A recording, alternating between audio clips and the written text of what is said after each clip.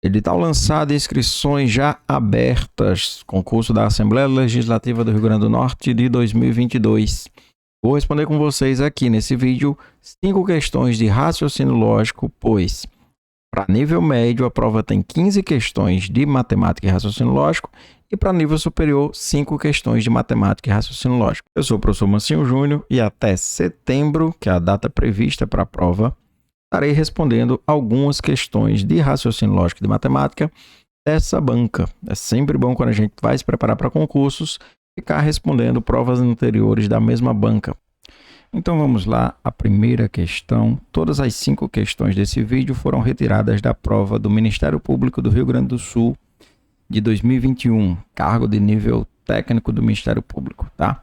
Essa primeira diz o seguinte: em determinado ano, o mês de setembro terá 4 domingos e 5 sábados. Juliana precisa agendar uma reunião no mês de outubro desse ano e seu chefe só pode participar dessa reunião se ela cair em uma quinta-feira e na segunda quinzena. Dessa forma, as possibilidades de datas para essa reunião serão... Vamos lá. Primeira coisa que você teria que saber para começar a resolver essa questão é esse mês em específico, esse mês de setembro tem 30 ou 31 dias. É um mês de 31 ou é um mês de 30? E aí tem um velho truque bastante conhecido, mas caso você ainda não saiba, eu trouxe aqui um esqueminha para mostrar. Quando eu quero saber se o mês é de 30 ou 31, coloco meus punhos aqui na minha frente, tá? A imagem aí está invertida, tá como se você estivesse de frente para as mãos, tá? Mas aí é bem fácil. Quando você fizer isso com sua mão, faça esse teste agora, fecha os punhos, coloca aí na sua frente, você vê facilmente 4 ossos aí ligando seus dedos ao resto da sua mão, né? Que serão as partes mais altas, e 3 cavidades, 3 partes mais baixas. Tem um velho truque que a gente usa, sendo que parte alta do dedo vai ser, da mão, desculpa, do osso, né? Vai ser o mês de 31, partes baixas vai ser o mês de 30, ou no caso fevereiro até 28, né? E aí você começa, se você fizer isso agora com suas mãos, você começa aí da sua mão esquerda, dedo mindinho, janeiro é alto, tem 31, fevereiro é baixo, tem 28, março 31, quando chega em julho você passa para outra mão e aí você tem que agosto também é 31 e setembro, tá? Isso é muito conhecido, talvez você já tenha visto falar. Mas quem ainda não, procure aí entender como é que funciona isso. É bem fácil aí na hora do concurso. Você não vai poder consultar outra coisa, mas você tem ali suas mãos, né? Suas mãos, coloca a mão ali e facilmente você, depois de aprender isso, nunca mais esquece. E você sempre vai saber agora quando alguém te perguntar: novembro é de 30 ou 31, maio é de 30 ou 31. E aí você vai conseguir facilmente saber. Portanto, a partir disso daqui a gente vê o mês de setembro como um mês de 30 dias. Outra coisa que você precisava lembrar também é... o mês de 30 dias, ele sempre tem 2 dias da semana que aparecem 5 vezes, tá? Nesse caso aqui, ele diz que é um sábado e o domingo não. Lógico, se o dia da semana aparece 2 vezes, é ele e um vizinho. Nesse caso, não é um sábado e um domingo, é um sábado e uma sexta, tá? A gente teria ali no começo do mês 2 diazinhos lá, uma sexta e um sábado. Por que não no final? Porque se for o final do mês, esse quinto sábado, provavelmente você vai ter ali um quinto domingo também, o que não existiria aqui. Eu trouxe até, lógico, na hora da prova você não ia poder... Aplicador, por favor, traga aí um calendário que eu quero ver a configuração do mês de setembro. Não, né? Mas a gente está estudando, você está assistindo um vídeo no conforto do celular. Então eu trouxe aqui para você entender melhor um calendáriozinho nesse esquema que eu montei, mais ou menos do que a questão disse aqui. Tá? Você tem lá no começo uma sexta e um sábado, ele termina obrigatoriamente num sábado, já que é esse quinto sábado. Se houvesse mais algum espaço para domingo aqui, teria um quinto domingo, que a questão diz que não tem. E aí a gente parte desse princípio. Já sei que setembro é um mês de 30 dias, já sei que o último dia desse mês é um sábado, eu começo a criar, nessa própria tabela que eu trouxe aqui, eu vou começar a criar meu mês de outubro, tá? Isso aqui eu vou dizer que é o mês de outubro. Outubro, dia 1º será um domingo, dia 2 será a segunda, dia 3 será a terça, dia 4 será a quarta e eu vou partir daqui, ó. Eu tenho certeza que 5 de outubro é uma quinta-feira. Dá para chamar o chefe para uma reunião? Não, pois ele só pode vir na segunda quinzena. Então, só somar 7 aqui, né? Na próxima quinta-feira será 5 mais 7. Então, dia 5, primeira quinzena, uma quinta-feira. 5 mais 7, 12. Ainda estou na primeira quinzena, né? Já que é os 15 primeiros dias do mês. Não posso chamar meu chefe para reunião. Somando 7 aqui, eu chego na próxima quinta-feira, dia 19. E somando 7 aqui, eu chego a 26, a próxima quinta-feira do mês. São as duas quintas-feiras da próxima semana, da segunda quinzena. Então, são esses dias que eu posso convocar meu chefe para reunião. Gabarito correto, letra C, tá? Já pedi para você se inscrever no canal, ativar as notificações.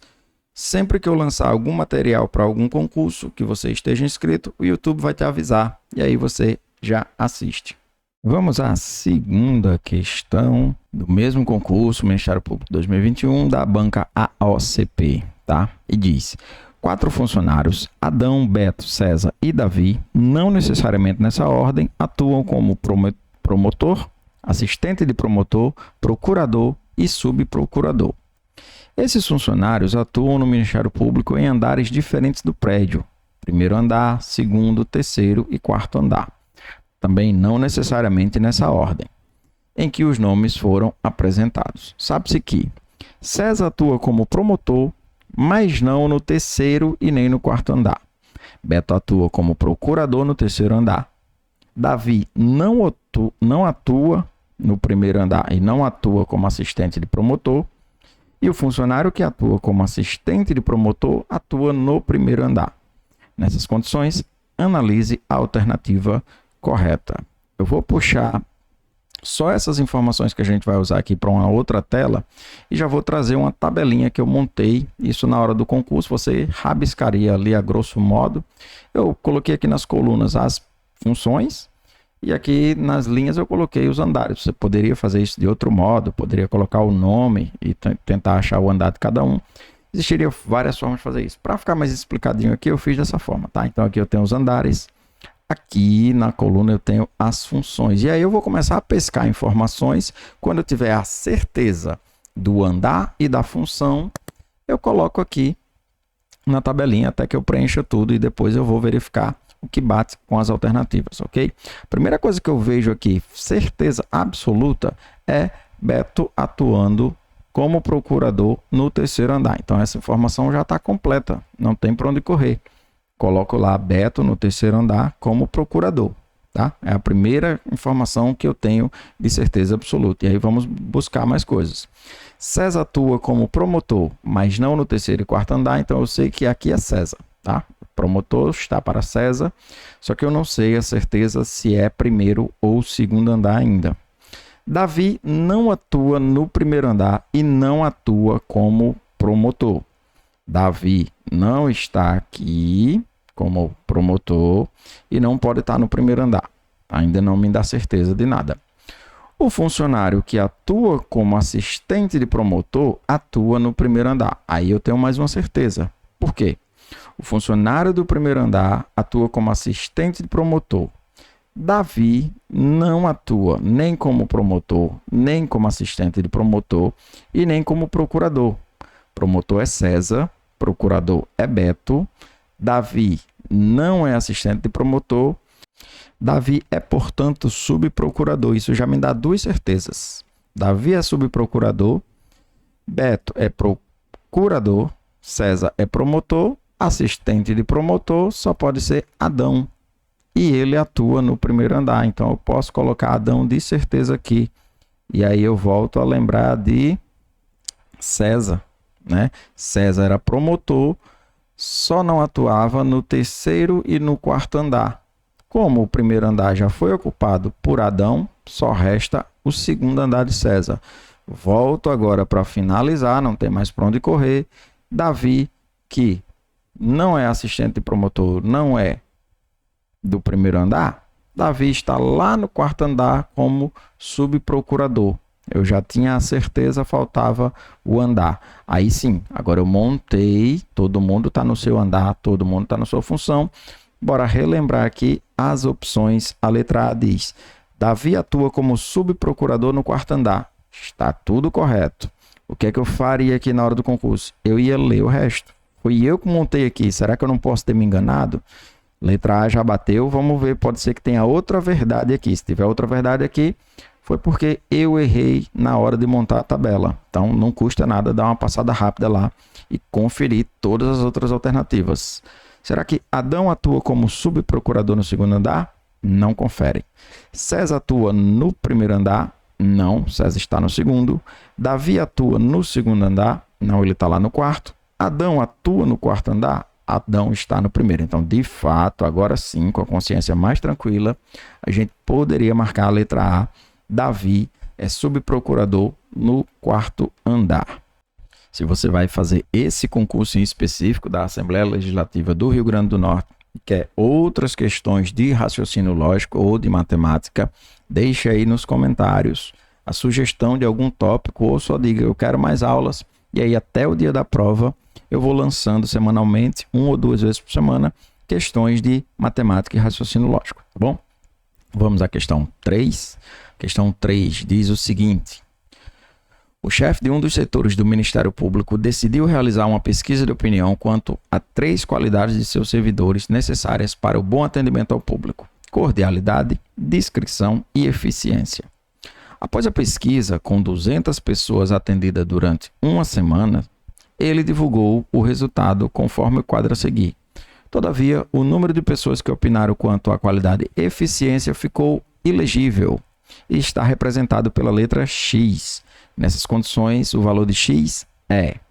Muito boa essa questão, um assunto muito recorrente em concursos, que serve como matemática e serve como raciocínio lógico, que são as operações com conjuntos, diagrama de Venn, onde você tem ali uma pesquisa de opinião, uma escolha entre 2 ou 3 produtos, e aí a gente monta o diagrama para sair distribuindo esses elementos nos conjuntos e ter ali alguma questão que ele quer. Nesse caso, ele quer saber aqui quem é a letra E.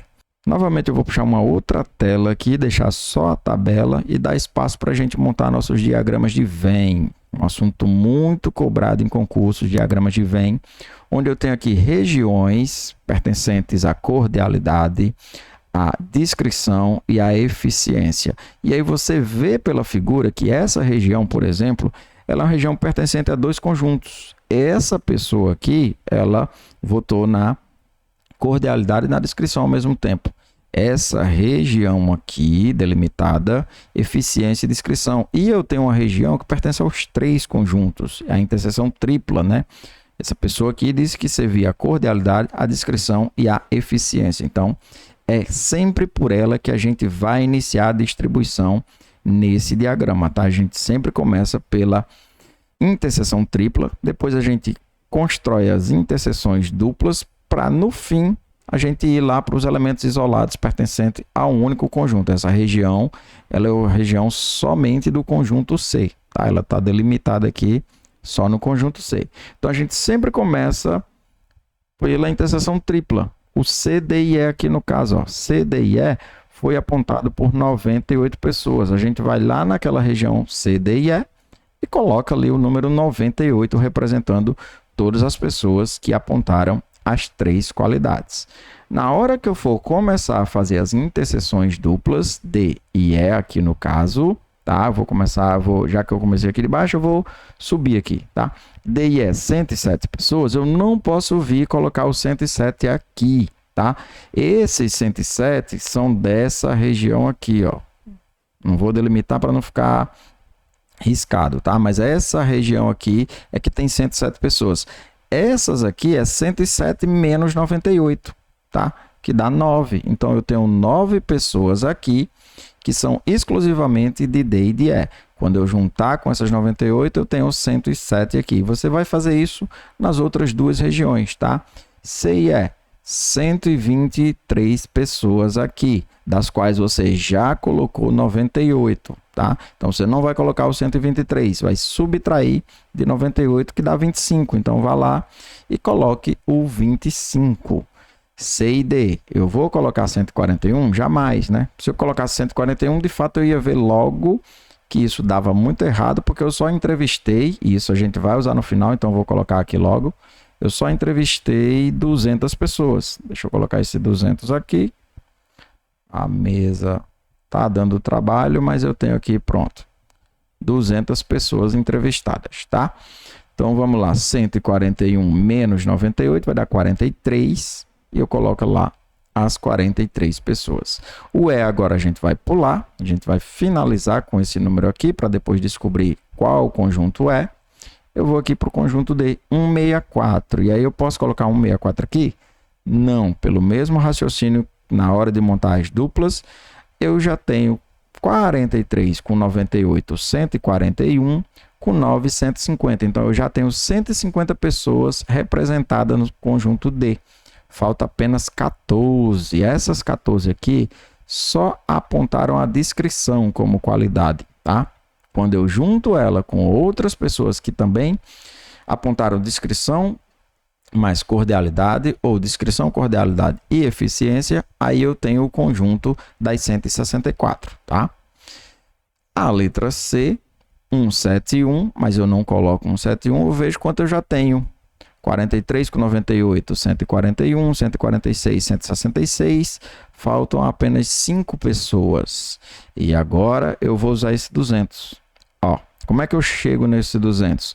Eu vejo quantas pessoas eu já tenho representado. Como eu vi 200 pessoas, é o que faltar para 200. Vamos lá, você pode fazer na mão, eu gosto de fazer mais cálculo mental, conta de cabeça, mas você poderia puxar aqui facilmente e fazer uma continha, tá? Aqui eu tenho 30, 30, 73, 73, 83, 87, 96, 104, 194. Restam apenas 6 pessoas aqui nesse grupo isolado de E.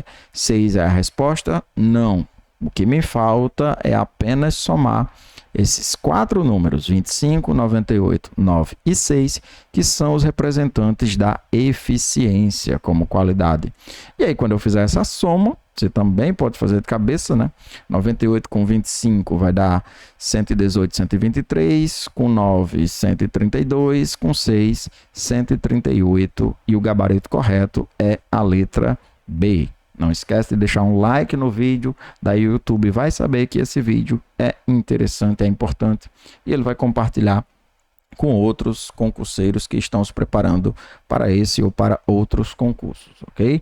Vamos à quarta questão, questão que diz o seguinte: Bruno, Caio e Felipe foram convidados a participar de uma venda de uma ação entre amigos. Alguns números de um bloco já estavam vendidos, mas eles não verificaram quantos ainda restavam. Bruno então fez a seguinte proposta: eu vendo 1/4 dos números, Caio vende 1/3 do que restar e, finalmente, Felipe vende os números restantes. Felipe retrucou: não é justo. Eu vendo 1/3 dos números, Bruno vende a metade do que restar e, finalmente, Caio vende os números restantes. Nessas condições, analise as assertivas e assinale a alternativa que aponta as corretas. Então, ele diz aqui que na proposta de Felipe, todos venderão a mesma quantidade. Na proposta de Felipe, Bruno venderá mais números do que Caio. Na proposta de Bruno, Felipe venderá o dobro dos números vendidos por Caio.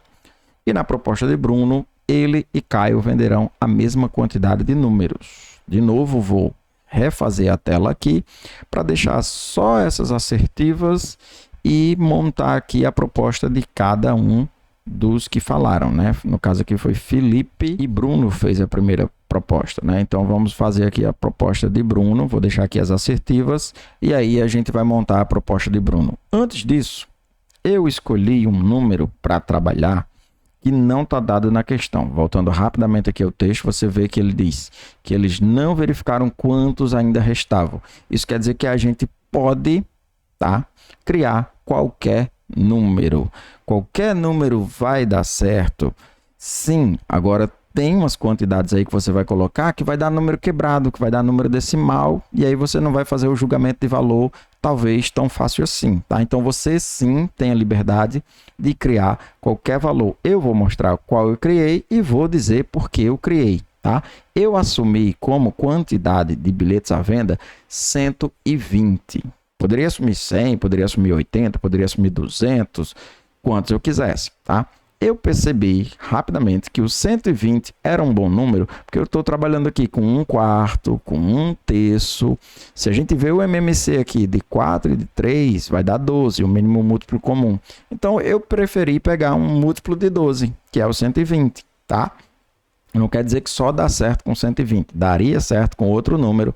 Na hora da prova, talvez você escolhesse um número mais bonito, um 100, um 1000, né? E aí você tivesse dificuldade depois, mas daria certo com vários outros números. Eu sempre vejo aqui quem é o mínimo múltiplo comum aqui. Então, quando eu percebi que o 120 batia, eu montei com 120. Talvez se aqui fosse 1/5 e 1/3, eu partiria por 150, o MMC de 3 e 5 dá 15, aí eu iria para um múltiplo de 15, tá? Mas dá sim certo com vários outros números, você só vai talvez estranhar porque que eu usei o 120, mas você vai ver que 120 é um número bom, tanto para a proposta de Bruno como para a de Felipe, o 120 vai casar bem bonitinho, tá bom? Então vamos lá. A proposta de Bruno era a seguinte, ele vende 1/4 do que tem. O que restar, Caio vai lá e vende 1/3. E aí, no final, o que sobrar, fica para a venda de Felipe, tá? Então, assumindo 120 bilhetes, é fácil saber quanto é 1/4, basta dividir 120 para 4, você vai encontrar 30 bilhetes para Bruno vender. Ele vendeu os 30, lembra? Já não tem mais 120, agora você já tem 90 bilhetes, dos quais Caio vai vender 1/3. Aquela coisa dividido para 3, 90 dividido para 3, também 30, e aí parece justo, mas não é tanto. De fato, Felipe tinha razão, sobraram 60 bilhetes para ele vender, né? Eu tinha 120, vendeu 30, eu ainda tenho 60 bilhetes à venda. Felipe tinha razão, por isso que ele retrucou e disse o seguinte, vamos fazer assim, eu vendo 1/3, aí do que sobrar, Bruno vende a metade, e depois Caio assume o resto. E aí vamos ver se ele fez uma boa divisão. Quando eu pegar 1/3 de 120, ainda assumindo 120, tá? 1/3 de 120, 120 dividido para 3, 40 bilhetes. Na hora de Bruno vender, eu não tenho mais 120, agora eu tenho 80 bilhetes. 80, eu preciso vender metade de 80, 40. Lembra que a gente tinha 120 bilhetes, foram vendidos 40, mais 40, restam apenas 40 bilhetes para Caio vender, e de fato Felipe fez uma divisão mais justa, todo mundo vendeu ali a mesma quantidade, tá? A gente não tá para julgar aqui quem era que tinha mais razão, a gente vai ver das assertivas aqui quais são verdadeiras, né? E aí a primeira já diz, na proposta de Felipe todos venderão a mesma quantidade, perfeito, proposta de Felipe 40, 40, 40, todos estão vendendo de fato a mesma quantidade, isso é verdade. Na proposta de Felipe, Bruno venderá mais números do que Caio. Isso é falso. A gente acabou de ver que a 1 é verdadeira, a 2 tem que ser falso. Na proposta de Bruno, Felipe venderá o dobro do número de Caio. Felipe 60, Caio 30, perfeito, o dobro. Na proposta de Bruno, ele e Caio venderão a mesma quantidade. Perfeito também, tá? Lembrando, só deu certo porque você colocou 120. Não, vários outros números você usaria e daria certinho também. Você ia perceber que 1, 3 e 4 estão corretos e lá nas alternativas isso é a letra E. Gabarito correto, letra E. Vamos agora já para a nossa última questão. Lembrando, quer mais questões de raciocínio lógico, quer mais questões para a prova da Assembleia Legislativa ou para outro concurso ou de outra banca, avise isso nos comentários. E aí eu vou saber e aí eu coloco o vídeo para vocês, tá? Se inscrevendo e ativando as notificações. Quando eu colocar o vídeo, o YouTube já vai te avisar antes, beleza? Vamos à nossa última questão desse vídeo. Indique o valor lógico, VOF, de cada uma das proposições a seguir e assinale a alternativa que apresenta a sequência correta. Valor lógico, tabela verdade, proposições. Qualquer concurseiro que vai enfrentar um edital que tenha raciocínio lógico já tem que saber como a gente sabe a tabuada, como a gente sabe o alfabeto. Tabela verdade é muito necessária. Você não dá para ir para um concurso de raciocínio lógico sendo cobrado sem ter essa noção aqui de tabela verdade, tá? Repetindo o que eu falei na questão 1, como a gente está no conforto do nosso lar, a gente pode trazer a tabela verdade aqui dos conectivos que vai ser usado aqui, tá? Eu tenho a tabela verdade do I, do OU, do se então, essa aqui a gente nem vai usar, mas o print que eu peguei veio todo mundo. E aí eu, concurseiro, já tenho que saber isso daqui de código salteado. Não dá para na hora da prova eu ficar tentando, se a primeira é verdade, a segunda é falsa, eu acho que isso é mentira. Duas verdades, é claro que é uma verdade. Enfim, eu tenho que saber isso daqui, tá? Estuda, aprenda, se é a primeira vez que você vê isso, dá uma pesquisada sobre tabela verdade, raciocínio lógico. E aí, o meu macete para quem não gosta de decorar, para quem não tem isso memorizado ainda e o concurso está se aproximando, é fixar aqui nos diferenciais de cada tabela.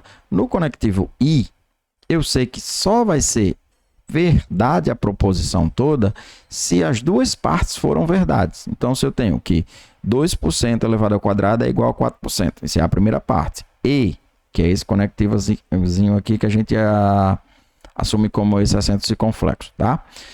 20% de 20% é 4%. Então, isso tudo só vai ser verdade se as duas em separados forem verdadeiras, tá? Também no conectivo se então, ó, eu tenho aqui o se então. No se então, na implicação, só tem uma falsidade quando eu começo com a verdade e termino com a falsidade. Aí eu vou ter o falso, tá? No ou, que é esse Vzinho aqui, que a gente indica pelo ou, também só existe uma falsidade. No ou, só será falso quando ambas as partes forem falsas. Então, recapitulando, no i, só tem uma verdade, quando os dois são verdadeiras. No se, então, só tenho uma falsidade, quando eu começo com a verdade, mas o resto é falso. E no ou, eu tenho duas falsidades, aí eu só vou ter essa falsidade aqui se isso ocorrer, se tiver duas falsidades. Ok? Vamos lá. 2% elevado ao quadrado é igual a 4%? Isso dá para ver claramente que não, né? Se eu pegar 2% elevado ao quadrado, elevar ao quadrado é pegar uma coisa e multiplicar por ela mesma. Você tirar 2% de 2%.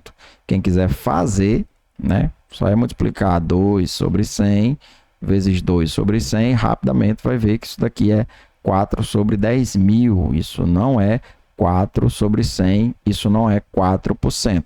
Então, daqui eu já vejo que começa com a falsidade. Se na hora da prova eu tenho firmado a tabela verdade do conectivo I, aí eu já sei, puxa, isso aqui já não pode ser mais verdade.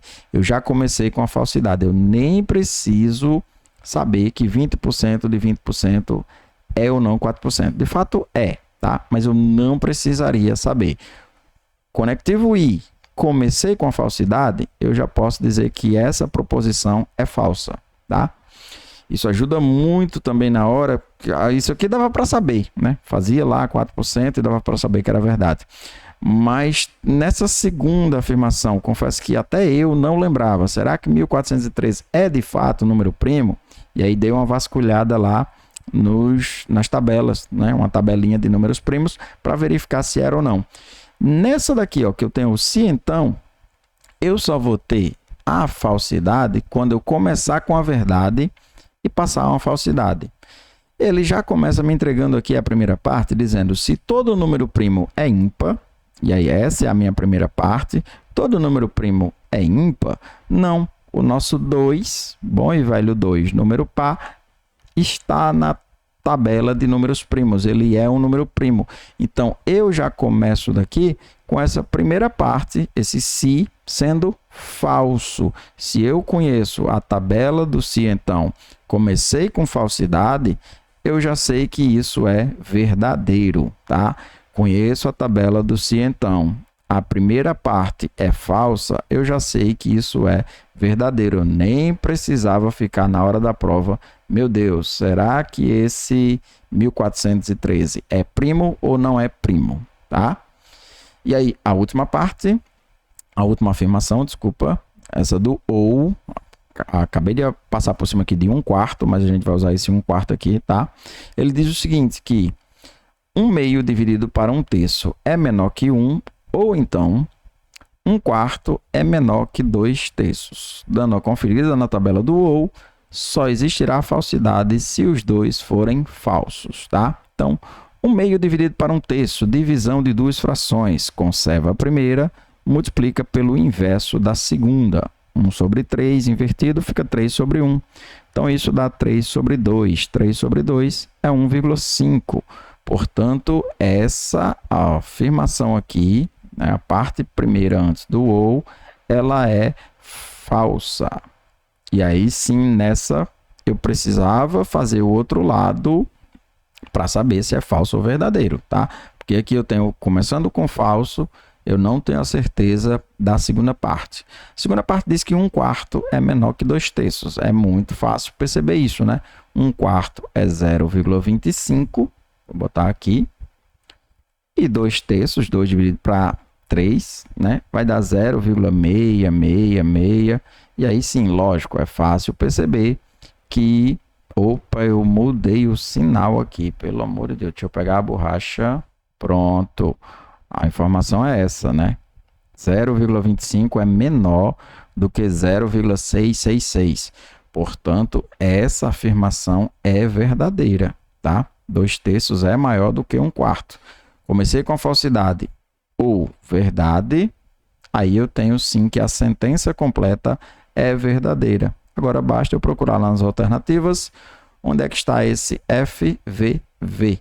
FVV, letra D.